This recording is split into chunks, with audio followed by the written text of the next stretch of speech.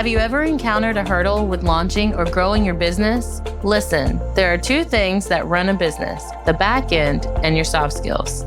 Telling you right now, if these aren't in place, you'll lose clients and you'll lose money. You don't want that? Well, you're in the right place. Hey, I'm Dana. Hey, I'm Sarah. We're your hosts of the Entrepreneur Encounter, and we're going to give you a behind-the-scenes glance into our businesses, give you genuine feedback, tips and tricks, plus occasionally bring on guests that care about supporting you to grow your business organically and nurturing authentic relationships. Are you ready?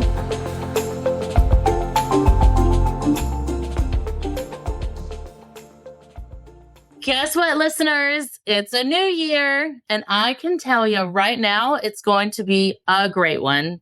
Welcome back to another episode of Entrepreneur Encounter, where we bring you insights and inspiration. We're your hosts, Dana and Sarah. And I know you all might agree that there's a lot of businesses that were kind of struggling last year. The last quarter, I know for me personally, was a big old struggle bus of going through a rebrand, losing access to certain platforms because of hackers.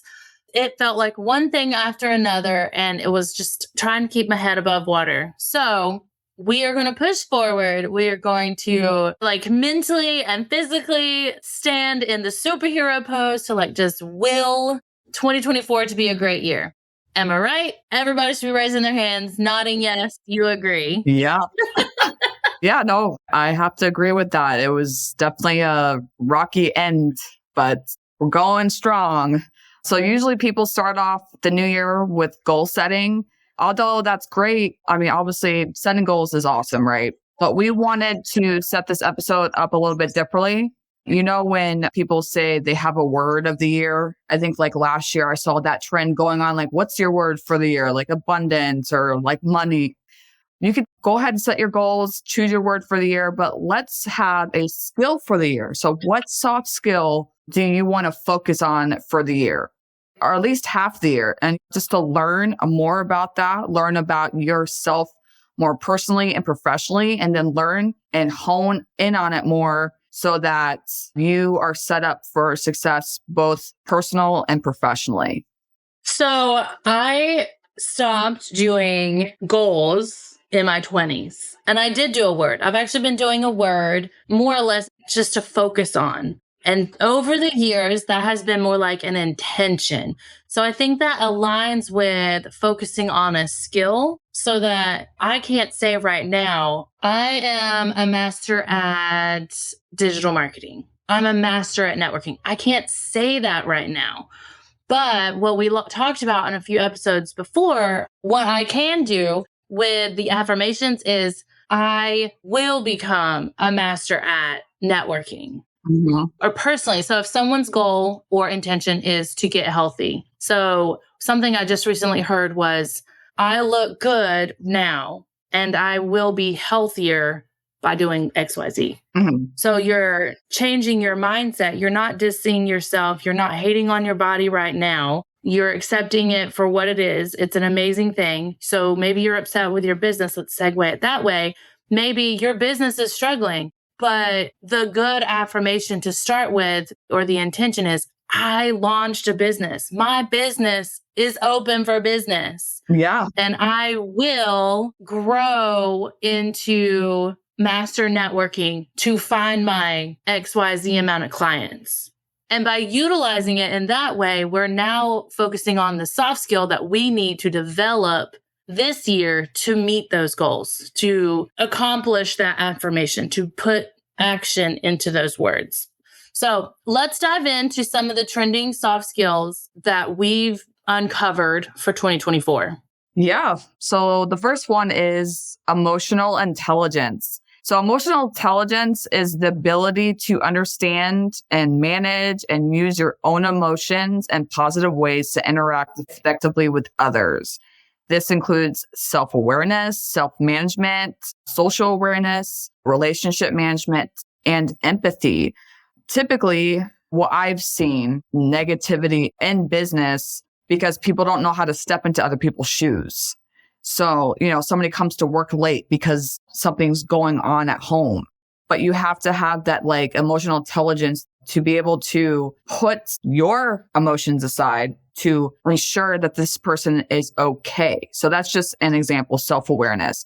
So if Dana and I got onto a meeting and she was like really upset about something, if she was late or whatever, am I going to get mad? Or am I going to like, okay, let's chill out for a minute. Let's have a conversation. Let's see what's going on. That's just showing that you have that empathy, that you are stepping into their shoes. So I think that's a really good one to hone in on. The next one that really caught my attention was digital literacy, because I guess I never thought of using technology with that title, so to speak. But digital literacy is the ability to use technology effectively and responsibly.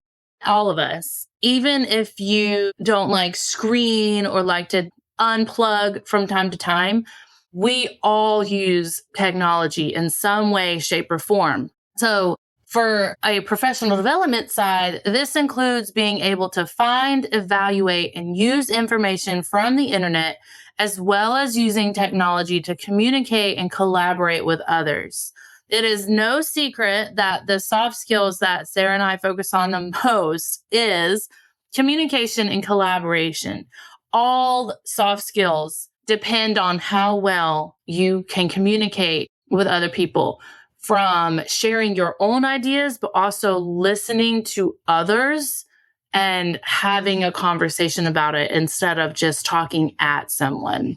So using digital technology effectively, like, are you using 10 platforms in your business when you really could find maybe 2 and have it all in one platform that kind of minimizes the amount of times you have to log in, minimizes the amount of potential gaps in your workflow? Because if you have to log into 10 different platforms, you're more likely to forget a step because you're going to say, oh, I'll do that after I pick up my kids from school. But now you have 5,000 other things to do because your kids are in front of you and you forgot to do that part. So it's a domino effect. It's messed up the entire workflow of your inquiry process or project communication or anything like that. So really take a moment, no matter where you are in your business journey, and think about your own technology use within your business. Yeah, that's great information. Okay, so the next one is adapt.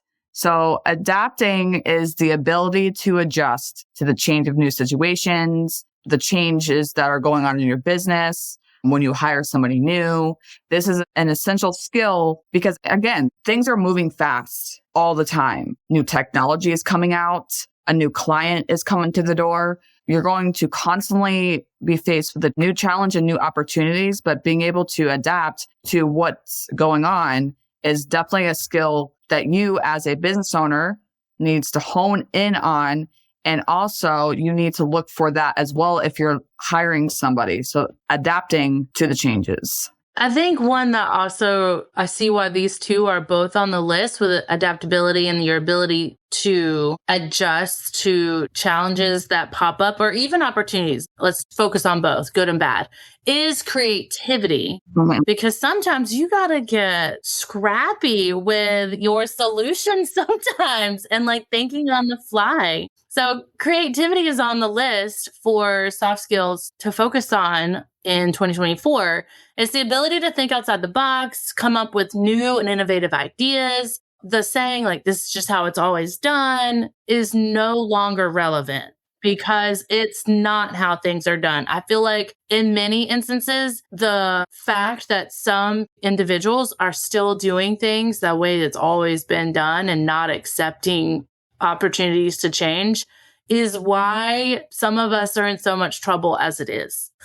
It's why work cultures have become toxic because no one wanted to change. No one wanted to be open to new ideas. No one wanted to be inclusive. It's just how it was. So this valuable skill for any entrepreneur or professional can help solve problems, come up with new ways of doing things, open so many new doors and opportunities. Like, take those ideas that you feel like are successful 100% of the time, even if it is a 50-year-old idea, and get creative with how you implement it. So networking is an age-old concept. You have to get your business, your name in front of other people, but it's no longer essentially going door to door to get your product out there. It's going to networking events, hosting your own. It's volunteering or joining a nonprofit organization so that you can build goodwill in your community and then set yourself apart that way. It's joining community groups on Facebook or LinkedIn. It's like any other means of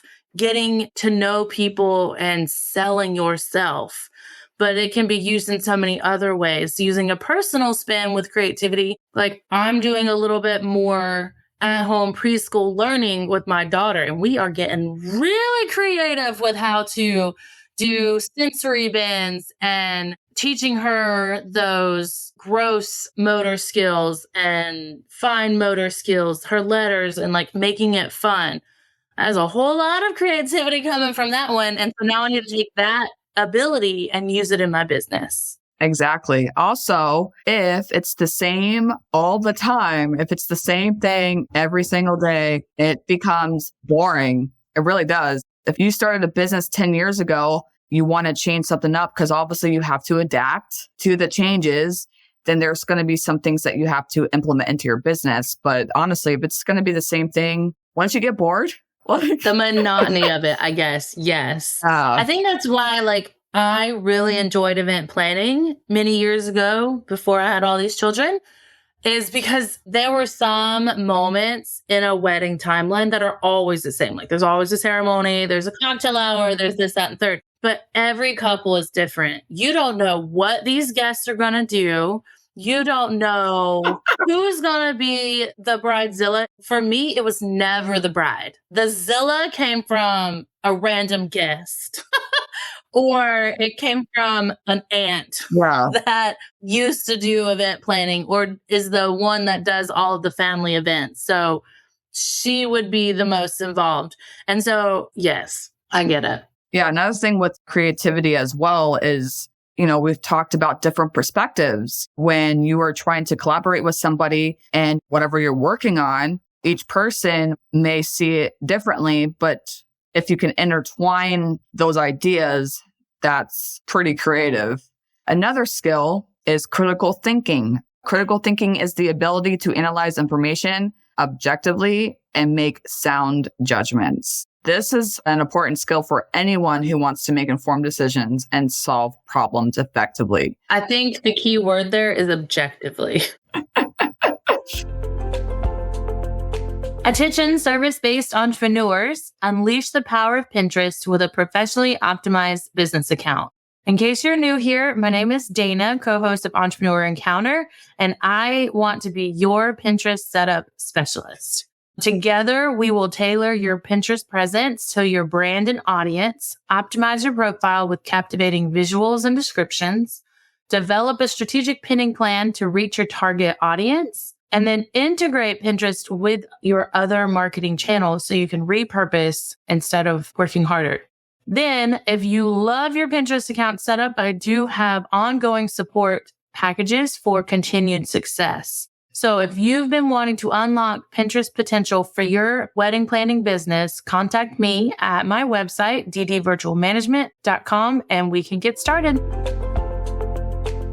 So if you're given a task from a client to you, or if you're giving a task to somebody else, you trust them to the point where you know that they're going to be able to get that done. So let's say that my client gives me a task to do. She gives me videos and I write the SOPs and I look at everything. And if I don't know how to do something, then I figure out a way to solve that problem before I go and ask, because you're given so much information. But in order to solve a problem, you have to be resourceful. So resourceful and critical thinking to me kind of go the same, even though resourceful is not on this list. But I believe that critical thinking and resourcefulness will go hand in hand to be able to help you solve problems. I think so. I think that's why it's hard to focus on just one, because they all intertwine. Like resourcefulness could also be creativity, time management could be tied into emotional intelligence because that's also self-management. Being aware of who you are right now and who you want to be and what skills you need to work on and develop to get to that place. I mean, it's never just one skill. It's like a total body workout, any fitness trainer is going to tell you you can't just only work on arms. You have to do your legs at some point. You need to do your abdominal muscles, like all the other things. So like, Yeah. yes, focus on one, but I think that's where recognizing, I guess we've been doing this long enough, like critical thinking is not just critical thinking. It's resourceful. It's a community of skills, just like being in business. You may be a solopreneur, but it's never just you. Like you have, I don't even want to say a sisterhood, but you have a community of solopreneurs that you can talk to and vent to and celebrate with and everything else so that you don't have to feel alone. Yeah. Another thing too is when like I say team, it doesn't necessarily mean you have a team of people that you've hired. So like if you're solo, your team is, like Dana said, your community, the people that you interact with. Dana and I are a team. So it's all the people that you interact with. It's not always going to be people that you hire. That's true. So what skill are you wanting to focus on this year? Oh, man. I guess like digital literacy, because although I find myself very internet savvy, like I can do research, no problem, but I think it has to do with the change, like adapting to the changes that are happening with the technology, because I'm stuck in my ways. Like I just want to use Google Sheets. You know what I mean? Eventually I'm going to have to change that later down the road, especially with more work coming in and all that stuff. So adapting and digital literacy, because you've got to adapt to the technology changes that are constantly coming out. Because every time I see something new, I'm like, no, I don't want to learn that. But it's good to learn new things so that you know what's going on, not necessarily having to use it yourself, but just to know. What about you, Dana? Digital literacy is important, is kind of up there on the list. But I think I'm going to focus on adaptability. And this one, maybe it's a little different on the thinking. But I often find myself hoping for a boring day these days. Like, I just wish the routine or the schedule that I have set out would be the same 2 days in a row. But being a wife and a mom of multiple children, while I've been in business for 18 months now, like officially been in business, not just a side hustle, I'm working on things. So less than 3 years. And so I'm in that phase. I have consistent clients, but I need to know the next step so that I can grow the business, but I don't know how to do that. So being able to adapt to new situations that I'm literally forcing myself into, it's not even like it's coming to my door. I am initiating these new situations and changes. And so I need to prep myself to be more adaptable to that constant change of new challenges that arise from growing pains, but also seeing the opportunities and not being afraid to grasp them, but also knowing how to change with that opportunity and how to do so. I like that. So listeners, it's your turn. Which soft skill are you going to focus on? It can be from the 5 that we shared today, or it can be one that you came up with on your own. But come join our groups on Facebook and LinkedIn and tell us about it. Tell us which one so that we can cheer you on, share resources if we need to. I'm curious what others have to say. As always, all of our information is in the show notes. Until next time. Bye. Bye.